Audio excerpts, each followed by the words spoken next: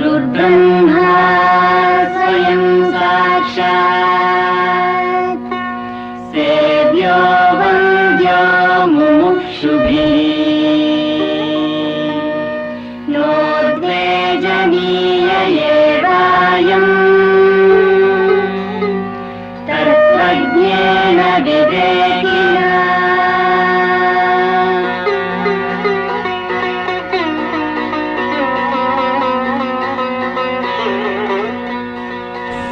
నాకు మీరు దూరంగా లేరు, నేను మీలో దగ్గరగానే ఉన్నాను.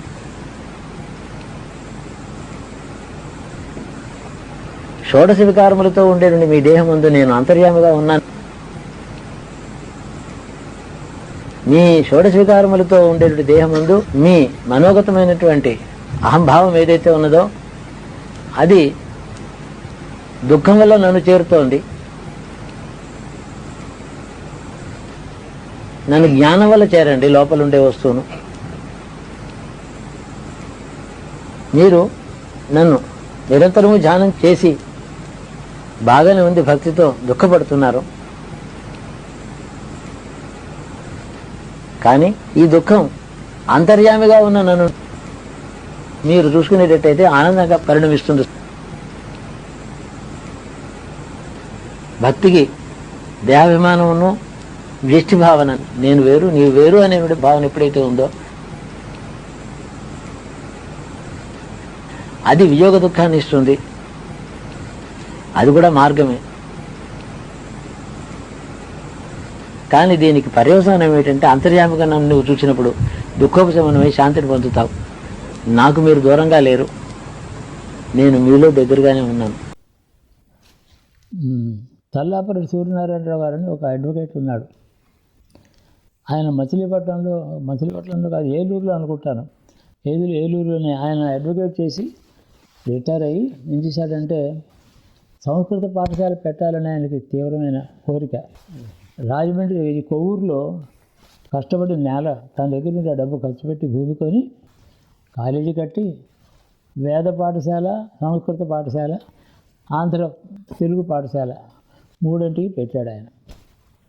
పెట్టాడు కానీ ఇది నడవటం లేదు. విద్యార్థులు ఏమో ఉచిత భోజనం పెట్టాలి, సత్రం కట్టాడు, భూములు లేవు, ఆదాయం లేదు. అప్పుడు ఏలూరులో మా నాన్నగారి దగ్గరికి వచ్చారు. ఈ ఊర్లో యుద్ధం జరుగుతుంది. అప్పటికప్పుడు 10 ఏళ్ళు అయిపోయింది. మా నాన్నగారి దగ్గర వచ్చి నీకు ఇంకా ఇది కాక మా నాన్నగారు ఆస్తులనే వచ్చాయి, ప్రాపర్టీస్ చాలా వచ్చాయి. ల్యాండ్స్ మెడ్రాసులో హౌస్ దగ్గర నుంచి మా నాన్నగారికి వచ్చాయి. జమీందారీ మాత్రమే వాళ్ళకి వచ్చింది. వాళ్ళు రైతులు చందాలు ఇవ్వలేదు, తిరుగుబాటు చేశారు. దరిద్రం అనుభవిస్తున్నారు వాళ్ళిద్దరు అన్నదమ్ములు. చాలా కష్టపడుతున్నారు వాళ్ళు. మా నాన్నగారు చాలా సుఖంగా ఉన్నారు, ఆస్తులన్నీ వచ్చాయి. నాన్నగారి దగ్గర వచ్చి చూడు నాయన, నువ్వు చిన్నవాడు ఇంకాను, మొదలైంది ఇప్పుడే వయస్సు, ఈ 35 ఏళ్ళు అయింది ఇప్పుడు నీకు. నువ్వేమో నీ ఊరికా ఉన్న డబ్బు అంతా దవాలు ఖర్చు పెడతావు, అలా అంటున్నావు. అవన్నీ ఇప్పుడు ఎవరు తేలవి, గెలుస్తావో లేదో తెలియదు. నీకు ఉన్న ఆస్తులకి అనేక మంది దాన ధర్మాలు చేయొచ్చు కదా. ఆ ఖర్చు మానేసి నేను ఒక పాఠశాల పెట్టాను, నా దగ్గర డబ్బు లేదు, విద్యార్థులకు భోజనం పెట్టలేను, ఉపాధ్యాయులకు అన్నం జీతాలు ఇవ్వలేకుండా ఉన్నాను, కష్టపడుతున్నాను.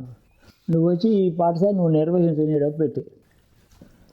ఇది నీకంటే ఇంకోటి, గోదావరి తీరం చాలా గొప్పది, పుణ్యం నది అది. నువ్వు ఎక్కడో ఊర్లంలో అక్కడెక్కడ కష్టపడ్డావు, పుణ్యమో పురుషార్థమో ఈ దావాలు చేసుకుంటాను. చక్కగా ఆయన బోధ చేశాడు, 1 గంట సేపు కూర్చొని. నాన్నగారు చాలా నచ్చింది. ఓహో, ఇది శివుడే కావ్యం కాబోలు.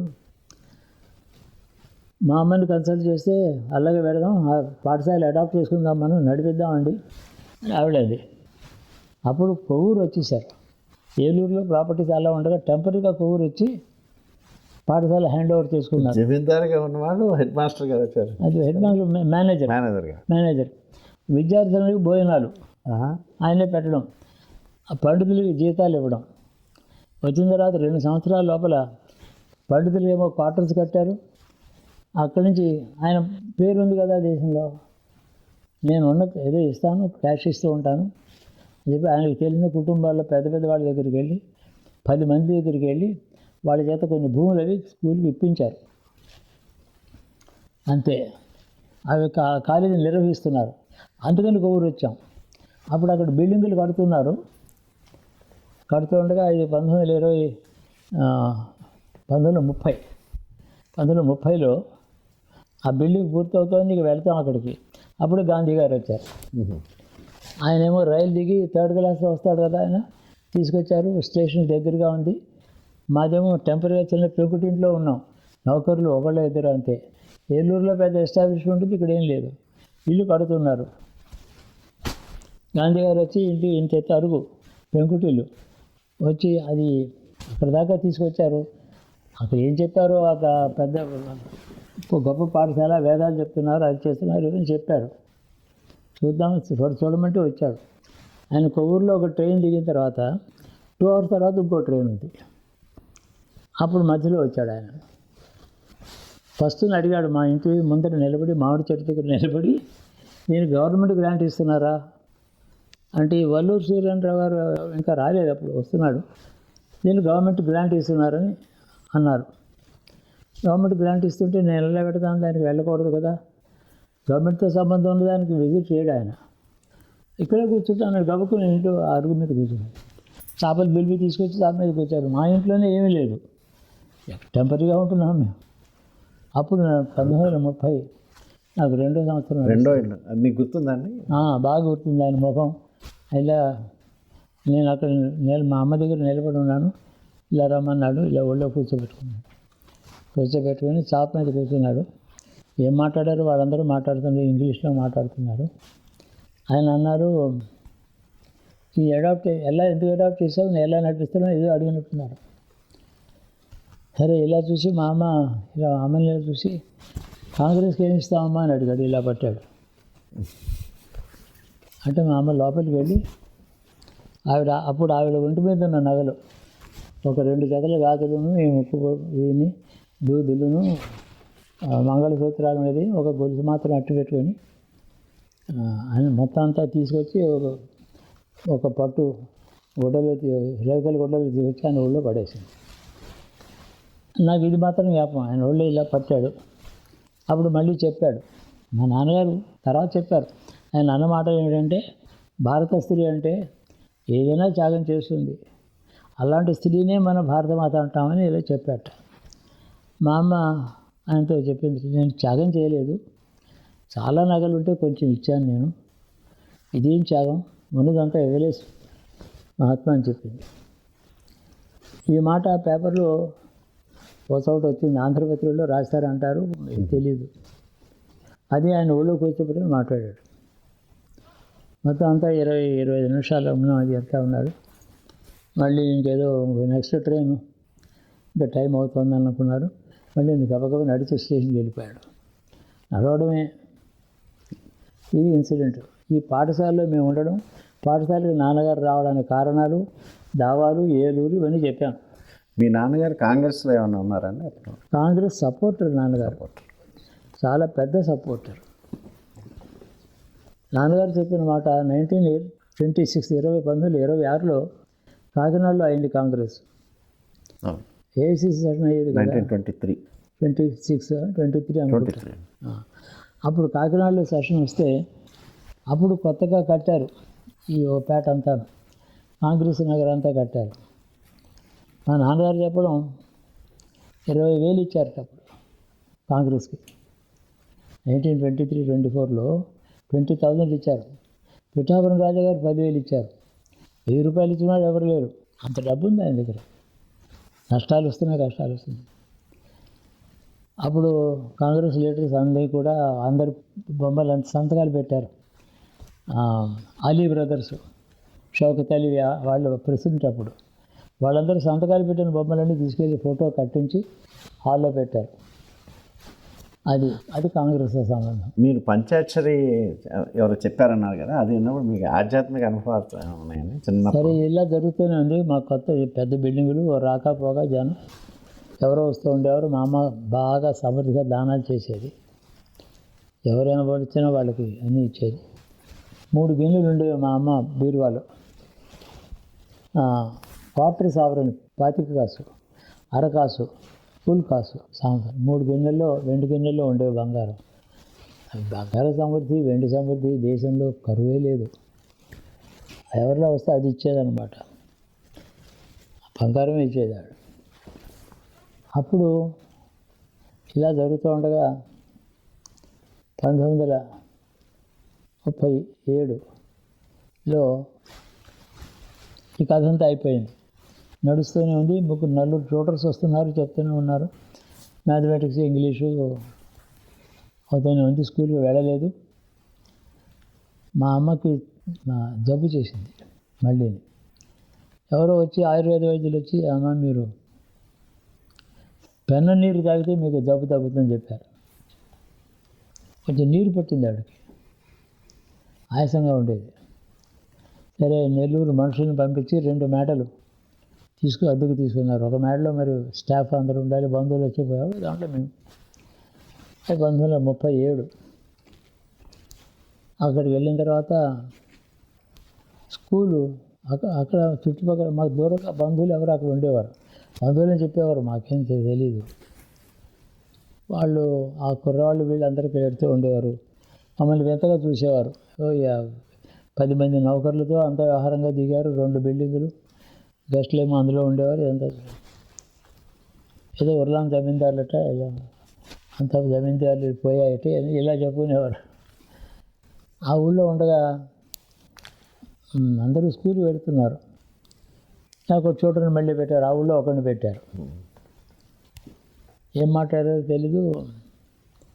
మా అమ్మ, అందరూ స్కూల్కి వెళ్తున్నారు కదా, సర్టిఫికేట్ ఇస్తారు, ఎంత విద్య వచ్చినా ఆ సర్టిఫికేట్ లేకపోతే చదువుకునేవాడు అని అనరు కదా, అందరూ అలా అంటున్నారు, విద్య గొప్పది అంటే అడిగాను. వేదాలు శాస్త్రాలు చదువుకునే వాళ్ళకి ఎస్ఎస్ఎల్సీ సర్టిఫికేట్ ఉంటుందా అని అడిగాను. ఉండదు, కానీ వాళ్ళ గౌరవం ఉందిలే, నువ్వు చదువుకున్నా కూడా స్కూల్కి వెళ్తే బాగుంటుందేమో, ఒక మాట ఆలోచించుకో అంది. సరే పెడతాను. తీసుకెళ్ళారు. రంగనాయకులపేట మిడిల్ స్కూలు, శ్రీపతిరావు పంతులు నుండి హెడ్ మాస్టర్. ఆయన దగ్గరికి తీసుకెళ్ళారు. ఈ ట్యూటర్ తీసుకెళ్ళారు. నాన్నగారు రాలేదు. ఆయన ముందర మా ట్యూటర్ వెళ్ళి ఆయనతో ఏం మాట్లాడారో తెలీదు. స్కూల్కి ఎప్పుడు వెళ్ళలేదు అని చెప్పాడు. అదన్నాడు, ఏమో నువ్వు స్కూల్కి వెళ్ళనంటావట, నువ్వు చదువుకొని అంటావు ఏమిటి అని అడిగాడు ఆయన. శ్రీపతిరావు హెడ్ మాస్టర్ గారు. నేను చదువుకోనని చెప్పలేదండి, చదువుకుంటున్నాను, నేను స్కూల్కి వెళ్ళను అన్నాను. అంటే స్కూల్కి వెళ్ళాను, చదువు కాదా? ఒక్క నిమిషం ఆగి ఇటుకలో చూస్తే ఒక చింత చెట్టు ఉంది పెద్ద కాంపౌండ్లో. 20 మంది పిల్లలు అక్కడ అల్లరి చేస్తే తిరుగుతున్నారు. స్కూలే కాదని, అది చదువు కాదు కదండి మాస్టర్ అన్నారు. ఇటుకలో చూస్తే స్కూలే కానీ చదవటం లేదు కదా వాళ్ళు, అలా చదువు కాదు కదా. ఓహో అదే నీ విమర్శ అని గౌరవ అబ్బాయి అందరినీ పిలిచాడు, టీచర్స్ని. ఈ అబ్బాయి మన స్కూల్ సిస్టమ్ని విమర్శిస్తున్నాడు చూడండి అన్నాడు. చాలా ఒరిజినల్ ఐడియాలు ఉన్నాయి. ఈ పిల్లవాడు ఎవరో కానీ తెలియదు, ఎవరో జమీందారులట వీళ్ళు, శ్రీకాకుళం వాళ్ళట వీళ్ళు. మరి పెద్దవాళ్ళు చెప్తే ఇప్పుడు ఇంతవరకు స్కూల్ చూడలేదట, ఇప్పుడు వచ్చాడు అని చెప్పి. అంతే, అవునండి. వాళ్ళు ఏవో 2 ప్రశ్నలు వేశారు, స్కూల్లో చదువు ఉండదా? చాలా మాస్టారు, నా అభిప్రాయం, నా ఉద్దేశం చెప్తానండి. నాకు బాగా మాట్లాడడం మొదలెట్టాను. ఇంగ్లీష్లో 2 మాటలు చెప్పేవాడిని, బాగా గట్టిగా స్ఫుటంగా మాట్లాడేవాడిని. స్కూల్కి రావడానికేమో గంట సేపు అక్కడ తయారవ్వాలి, నడిచి రావాలి. మళ్ళీ ఇంటికి వెళ్ళిన తర్వాత వెళ్ళడానికి గంట, రానుపోను గంట. ఇక్కడేమో పీరియడ్స్ అని ఉంటాయని చెప్పారు. పీరియడ్స్లో 5-6 పీరియడ్స్ ఉంటాయి. ఏ కారణం చేతన పీరియడ్స్ లేకపోతే ఊరికెళ్ళి తిరుగుతూ ఉంటారు. ఇంత టైం ఊరికపోయింది కదా, ఇది ఇంట్లో ఉండి చదువుకుంటే ఎంత చదువుకోవచ్చు అన్నాను. ఇంట్లో ఉండి చదువుకుంటే ఎంతో చదువుకోవచ్చు కదా, రాను పోను ఇక్కడ రావడం చాలా టైం వేస్ట్ అయిపోతుంది కదా మాస్టర్ గారు, మీరేమంటారు అంటే ఆయన ఒక అన్నాడు, ఈ అబ్బాయి అక్షరాలు నిజం చెప్తున్నాడు. అది బ్రిటిష్ స్కూల్ సిస్టమ్ కదా అది, మన వాళ్ళు ఇంటూ చదవడం దేశంలో అలవాటు. అయినా సరే అంతా డిస్కషన్ అరగంట అయిపోయింది అంతా. అయితే ఏం నిర్ణయం చేసావు, స్కూల్కి చేరతావా లేదా చేరడానికి వచ్చానండి. మరి మా అమ్మ నాన్నగారు చెప్పారు చేరమని. మరి ఏ క్లాసు అని అనండి. నాకు ఫస్ట్ వారం 6వ తరగతి చేరాలండి నేను, అందుకోసం వచ్చాను. సరే ఆ ట్యూటర్ చెప్పాడు, ఏంటి స్టాండర్డ్ ఉందని, చేరొచ్చు. మరి చేరతావా? చేరతానండి. ఆ చిన్న విషయం నేను మీతో చెప్పాలి. ఎక్స్క్యూజ్ మీ సార్ అన్న. అప్పటికి అంత స్టాండర్డ్ వచ్చింది నాకు, 10వ సంవత్సరం కదా. స్కూల్కి చేరతాను కానీ రోజు మొత్తం అటెండెన్స్ నేను ఉంటానో లేదో చెప్పలేను, అటెండెన్స్ రాకపోవచ్చు. రెండోది ఏంటంటే పరీక్షలు రాస్తారో లేదో నాకు నమ్మకం లేదు.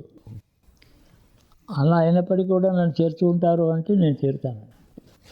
ఓహో, నువ్వే మా కండిషన్ పెడుతున్నావా అన్నాడు. అది మా ట్యూటర్ ఉన్నాడు కదా, ఆయన ఏదో మాట్లాడాడు, ఏదో కొనాలి, ఎక్స్పెరిమెంట్ అయినా ఛాన్స్ ఇవ్వండి. సరే, అటెండెన్స్ పూర్తి కావాలి, పరీక్షలు రాయాలి, పాస్ అవ్వాలి. నేను చెప్పాల్సింది నేను చెప్పి స్కూల్ ఫీజు కట్టి వెళ్ళు అన్నాడు. అదే రోజు స్కూల్కి వెళ్ళా. ఆ ఫస్ట్ ఫార్మ్లో అంటే 6వ తరగతిలో సంవత్సరం మొత్తానికి 39 రోజులు వెళ్ళా అంతే. సంవత్సరానికి 39 రోజులండి. సంవత్సరానికి 39 రోజులే వెళ్ళాను నేను. పెడితే కదా ఈరోజు వెళ్ళను అంటే అంతే, రేపు కూడా వెళ్ళను, ఇవాళే చెప్పేయడం. ఎవరైతే 2-3 స్టూడెంట్స్ పిల్లలు ఉండేవారు, వాళ్ళతో వెళ్ళేవాళ్ళు. కొన్నాళ్ళు నాతో మనిషిని పంపించారు, తర్వాత అక్కర్లేదన్నాను. పరీక్ష ఏమో 3-2 రాశాను, మిగతా రాయలే. పాస్ చేసేసారు. అందులో 38 వచ్చింది, 39 అంతా అయ్యేటప్పటికి ఫస్ట్ ఫారం సెకండ్ ఫారం కూడా పాస్ చేసేసారు. ఏదో అన్ని పేపర్లు రాయను నేను, అన్ని క్వశ్చన్స్ రాయడం లేదు. క్వశ్చన్స్ కూడా 6-8 ఉంటే 4-5 క్వశ్చన్స్ రాయడం, వెళ్ళిపోవడం. 3 పరీక్షలు రాయడం, 4 నేను రాయకపోవడం, అలాగే నడిచింది. ఇంతట్లో మా నాన్నగారు వాళ్ళు 7th పాస్ 8th చేరాను. నీళ్ళు అప్పుడు 2 years అయిపోతుంది. మా అమ్మ హెల్త్ అది ఇంప్రూవ్ అయింది. మరి ఊర్లో పెద్ద ఎస్టాబ్లిష్మెంట్ ఉంది కదా, అందరూ వెళ్ళిపోతుంటే ఇంకొక 4 నెలలు పరీక్షలు వస్తాయి, ఈ క్లాస్ అయిపోతుంది కదా, ఇక్కడ ఉంచండి అని చెప్పి మా బంధువులు ఇంటూ చెప్పి ఒక మనిషిని ఇచ్చి ఆ ఇల్లు అట్టు పెట్టారు. ఆ 8th క్లాస్ అనమాట, 3rd ఫార్మ్ అంటారు దాన్ని. పరీక్ష టైం వచ్చింది. ఈ 3 సంవత్సరాలు కూడా 29 రోజులు 36 రోజులు ఇంతే అటెండెన్స్. కూర్చునేవాడిని పుస్తకాలు పెట్టుకుని ఇంట్లో. 8th క్లాస్ ఏమో పరీక్ష రాయలేదు, 4-3 ఫెయిల్ చేశారు. పరీక్ష ఫస్ట్ ఫారం సెకండ్ ఫారం వాళ్ళ చేతిలో ఉంది. 8th క్లాస్ ఏమో పబ్లిక్ ఎగ్జామినేషన్ కూడా ఉండేది, ఫెయిల్ చేశారు. సంతోషంగా ఇంటికి వచ్చేసాను. మరి 8th క్లాస్ ఫెయిల్ అయినవుట ఏమిటనంటే, నాన్నగారు నేను పరీక్ష రాయలేదు అందుకని ఫెయిల్ చేశారని చెప్పాను. అది 37, 38, 39 వచ్చాను. 1940 అప్పుడే అకాడమిక్ ఇయర్ మొదలైపోయింది. మరి ఈ ఊళ్ళో చదువుతావా, అక్కడ మొదలెట్టావు కదా, పోనీ ఏదోను, ఫెయిల్ అయితే అయింది, దానికి ఏంటి, చదువుతావా అంటే చదువుతాను. మళ్ళీ కొవ్వూరు హై స్కూల్లో చేర్చారు. మా ఇల్లు మళ్ళీ వ్యవహారం అంతా ఎస్టాబ్లిష్మెంట్ మొదలైంది.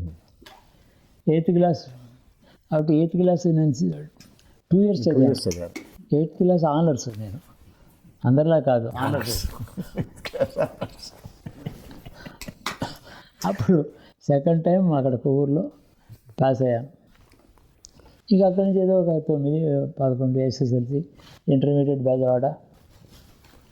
తర్వాత ఇంటి దగ్గర ఏం పుస్తకాలు చదివారు కదా అప్పుడు మీరు స్కూల్కి వెళ్ళకుండా? మా నాన్నగారి లైబ్రరీలో మంచి తెలుగు కావ్యాలు, వ్యాకరణం మీదే 10 పుస్తకాలు ఉండేవి.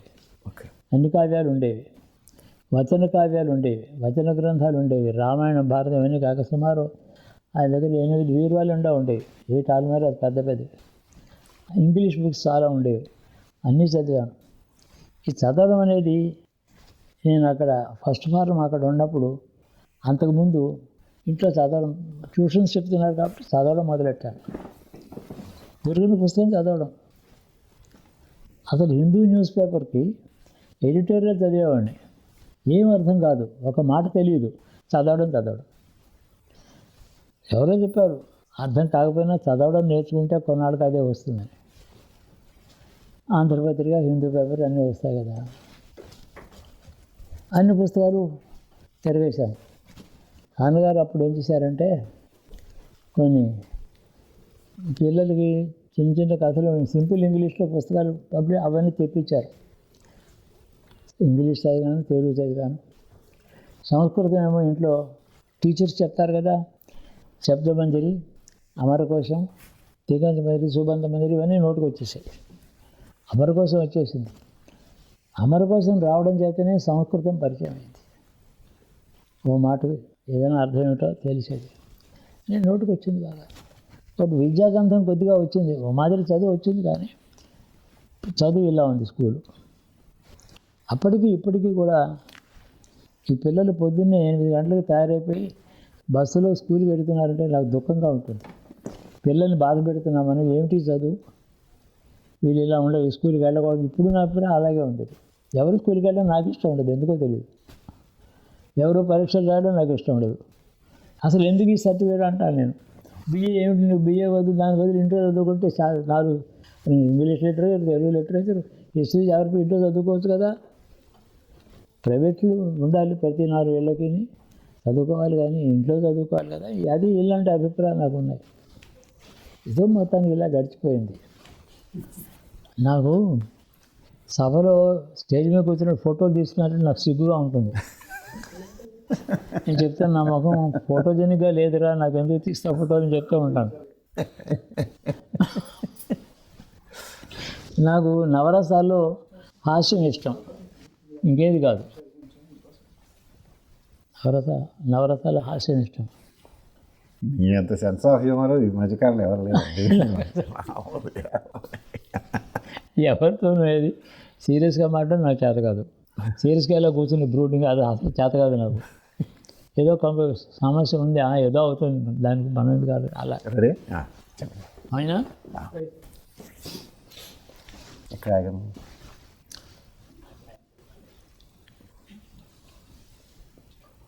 స్కూలు నెల్లూరు నుంచి కోవూరు, మళ్ళీ రాజమండ్రి వచ్చారు. స్కూల్కి వెళ్ళాను, మళ్ళీ వెనక్కి వచ్చేసాను. 8th పాసానికి వరుసగా నడిచిపోయింది. దాని గురించి ఏం లేదు. ఎప్పుడు నాకు 80%, 90% ఎప్పుడు రాలేదు. 60% వస్తే ఎక్కువ, 60 మార్కులు మాత్రం వచ్చేవి. పేపర్ రాసినా కూడా ఆన్సర్ ఎనీ 7 క్వశ్చన్స్ అన్నారంటే 5 రాసి వచ్చేస్తా. ఎందుకు 5 క్వశ్చన్స్కి నాకు 60 మార్కులు వస్తాయి కదా, ఎందుకు 98 వేసుకుంటాం, నెత్తిని కొట్టుకుంటాము 90% అక్కర్లేదు పోమని. నా యాటిట్యూడ్ అప్పటికి ఇప్పటికీ. పిల్లలు చాలా కష్టపడి యూనివర్సిటీ ర్యాంకు కోసం ప్రయత్నం చేసి, వద్దురా ర్యాంక్ ఎందుకు, ఫస్ట్ క్లాస్ వస్తే చాలు కదా అంటాను నేను. మా మనవాళ్ళు కూడా అలాగే చెప్పాను. నా వైఫ్ కూడా అనేది, అలా చెప్పండి, వాళ్ళు ఫస్ట్ క్లాస్ రావాలని చెప్పండి వాళ్ళకి అనేది. నాకే నమ్మకం లేదు ఎడ్యుకేషన్ మీద. నా పద్ధతి ఇది. సరే, కొవ్వూరు నుంచి కొవ్వూరు వచ్చేసాం, నెల్లూరు వచ్చి చదివాను. ఈ లోపుగా చిన్నప్పుడు నాకు మళ్ళీ కొవ్వూరు బాల్యావస్థ, అక్కడికి వెళ్ళాలి. బాల్యావస్థలో మొట్టమొదటిసారి 4 ఏళ్ళు 5 ఏళ్ళు ఉన్నప్పుడు నాకు 2 నౌకర్లు తీసుకెళ్ళారు. మా నాన్నగారు స్నానం చేసేవారు గోదావరిలో. నాకు మించి స్నానం చేసి నేర్పారు స్నానం. అక్కడ కొంచెం ఒడ్డు దగ్గర మెట్టు మీద కూర్చొని ఇలా ములిగి మళ్ళీ లేచి కూర్చొని గోదావరిలో స్నానం చేయడం మొదలెట్టారు. ఆ తర్వాత 2 నౌకర్లు, ముసలయ్య, బాపన్న అని ఇంకెవరు 2 నౌకర్లు నాతో ఉంటారు. వాళ్ళు మా నాన్నగారు చెప్పారు, వీళ్ళు దగ్గరగా వెళ్ళి అబ్బాయిని స్నానం చేయించి తీసుకురండి, గోదావరి స్నానం అలవాటు కావాలి అని చెప్పి నాన్నగారు అన్నారు. అలాగా చూస్తుండగా ఏడాది నాటికి స్వతంత్రంగా స్నానం చేయడం 6 ఏళ్ళు వచ్చాయి నాకు. స్వతంత్రంగా స్నానం మొదలెట్టా. అయితే మనిషి ఉంటాడు చేయి పట్టుకొని స్నానం చేయడం, తుడుచుకోవడం, ఎగరడం, గంతులు వేయడం నీళ్ళలో హాయిగా ఉండేది. చాలా బాగుండేది గోదావరిలో. మా అమ్మ దగ్గర డిసిప్లిన్ ఉంటుంది, కానీ గోదావరిలో డిసిప్లిన్ ఏంటి ఎవడు అడగడు కదా. హాయిగా గంతులు వేసేవాడిని. అలా అలవాటైపోయింది. గోదావరి స్నానం అంటే, ఈదలు అంటే మహా ఇష్టం అయిపోయింది. పొద్దున్న ఇంట్లో బాత్రూమ్ స్నానం అంతా ఉంటుంది, సబ్బులు గిబ్బులు అన్నీ పెట్టుకొని. మళ్ళీ గోదావరి స్నానం చేసి మళ్ళీ ఇంటికి వచ్చాక అలా చూపిస్తే బాత్రూమ్ మా అమ్మ. అక్కడికి వెళ్ళి ఆ వేడి నీళ్ళు స్నానం చేసి సబ్బెట్టు రుద్దుకొని నేను మళ్ళీ బట్టలు వేసుకోవాలి. అలా అలవాటైంది. రోజు ఈ శ్లోకాలు అవి చదువుకుంటూ ఉండేవాడిని. అక్షరాభ్యాసం చెప్పాను. ఒకరోజు మేము నెల్లూరు వెళ్ళాల్సి వచ్చింది కదా. 37 అంటే ఏమిటి? 9 ఏళ్ళు, 9వ సంవత్సరం అంతే కదా. అంతే. 36 ఎండింగ్ 37లో వెళ్ళాం. 8 ఏళ్ళు గడిచిపోయాయి. అక్కడ మా ఇంటికి ఎదురుగుండాను ఓ తహసీల్దార్ గారు ఉండేవారు. నాన్నగారితో వచ్చి మాట్లాడుతూ ఉండేవారు. స్కూల్కి ఎప్పుడు ఇంకా వెళ్ళలేదు నెల్లూరులో.